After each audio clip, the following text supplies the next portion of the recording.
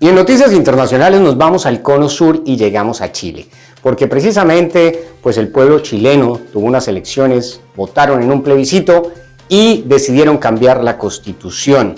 Esto es lo que van a trabajar los próximos meses toda la población chilena. Pues prácticamente decidieron en este domingo, por una mayoría, el 77.9% votó a favor de reemplazar su actual constitución, redactada durante la época del general Augusto Pinochet, que estuvo en el poder desde 1973 a 1990, cuando se ha estructurado más del 60% de los votos en el histórico plebiscito que surgió a partir de las protestas del año pasado, en el 2019. La consulta, que en primer momento se programó para abril de este año, se pospuso hasta esta jornada debido a la pandemia y se desarrolló bajo estrictas medidas sanitarias y de distancia física. Incluso varios de nuestros amigos en Chile nos han comentado que realmente se desarrollaron de una manera muy organizada con todas las medidas de seguridad, y la verdad que ha sido un ejercicio democrático admirable en medio del COVID-19. La oposición de izquierdas se mostró partidaria del cambio en todo momento, mientras que los 4 partidos de derecha que integran la coalición gubernamental se mostraron divididos entre los que defendían a ultralanza el cambio constitucional y quienes apoyaban elaborar un nuevo texto fundamental.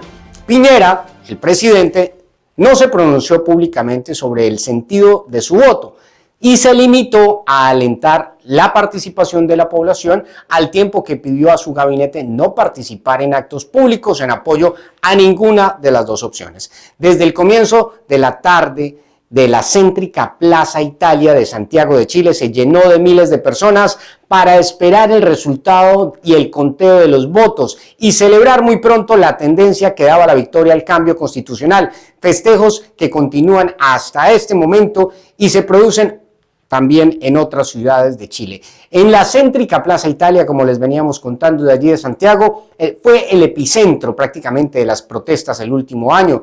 Sebastián Llanta, un ingeniero de 32 años, dijo que esto que está pasando prácticamente es algo imposible de imaginar.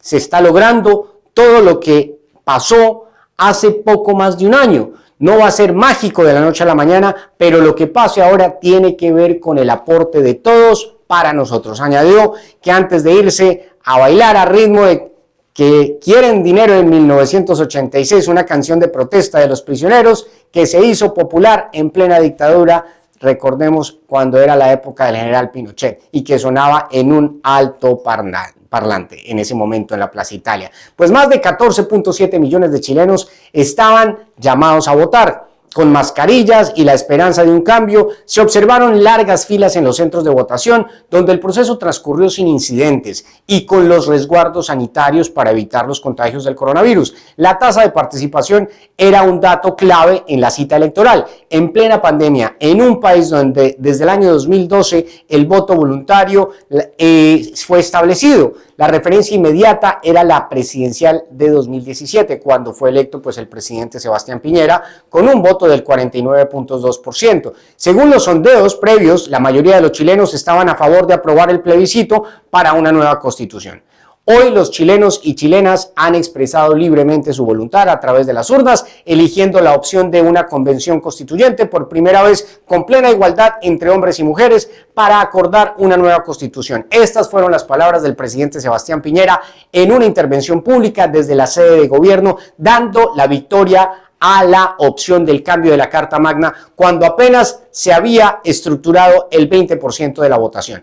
El plebiscito fue fruto de un acuerdo político entre el oficialismo y casi todas las fuerzas de oposición para descomprimir la grave ola de protestas desatadas el año pasado contra la desigualdad y en favor de los mejores servicios básicos, que entre masivas manifestaciones pacíficas produjo también episodios de extrema violencia y represión policial, y causó al menos 30 personas que fallecieron y miles de heridos. El plebiscito ha estado marcado por la posibilidad de cambios que abren en este momento de manera inédita un proceso electoral que acaba de vivir Chile, Decidido tras un amplio acuerdo político alcanzado en noviembre del año pasado, casi un mes después del inicio, el 18 de octubre de 2019, las protestas sociales y enfrentamientos violentos con la policía tras el alza de la tarifa del Metro de Santiago. Recuerdan ustedes, esto fue una situación que apenas inició con unos jóvenes que reclamaban esa alza del metro. Y bueno, así es como está en este momento Chile, con una nueva misión de poder estructurar una nueva carta política. Esperemos que el pueblo chileno construya el camino que desea hacia el futuro. Esto es lo que podemos contarles, los mejores éxitos para nuestros hermanos chilenos. Y seguimos con nuestras noticias internacionales, ahora viajando hacia Bolivia, en donde la justicia anula la orden de detención contra el expresidente de izquierda Evo Morales por supuestos delitos de terrorismo, justo una semana después de la elección de su sucesor, Luis Arce, como nuevo presidente. Esto fue informado por el juez Jorge Quino. La orden de arresto contra el exmandatario exiliado en Argentina fue levantada porque se vulneraron sus derechos, básicamente el derecho a la defensa, debido a que no se citó debidamente al expresidente, dijo Quino, presidente del Tribunal Departamental de Justicia de La Paz, al canal Unitel. La Fiscalía General de Bolivia había imputado a Morales el 6 de julio por supuestos delitos de terrorismo y su financiamiento y solicitó nuevamente su detención preventiva. La orden de arresto por sedición y terrorismo había sido dictada en diciembre contra Morales, luego de que renunciara a la presidencia el 10 de noviembre en medio de una convulsión social y acusaciones de fraude electoral. El exmandatario indígena y su partido, el Movimiento al Socialismo Más, habían rechazado todos los cargos y afirmado que tenían motivaciones políticas. La Fiscalía había abierto además otra causa a Morales por supuesto fraude en las elecciones de octubre de 2019, en las que ganó la reelección a un cuarto mandato, pero luego fueron anuladas tras denuncias de irregularidades. No hubo avances en el caso en la justicia. Además, la Fiscalía había intentado a inicios de este año conseguir que la Interpol emitiera una orden de arresto internacional contra Morales, pero el organismo lo rechazó por considerar que se trataba de asuntos políticos no criminales. Morales fue blanco de numerosas acusaciones del gobierno derechista transitorio de Jeanine Áñez a lo largo de la campaña hacia las elecciones del 18 de octubre, que ganó Arce, su exministro de Finanzas y artífice del milagro económico de los 14 años de su mandato. El 4 de septiembre, el gobierno de Bolivia contactó a la Corte Penal Internacional en La Haya para denunciar a Morales por supuestos crímenes de lesa humanidad por los bloqueos de rutas de agosto.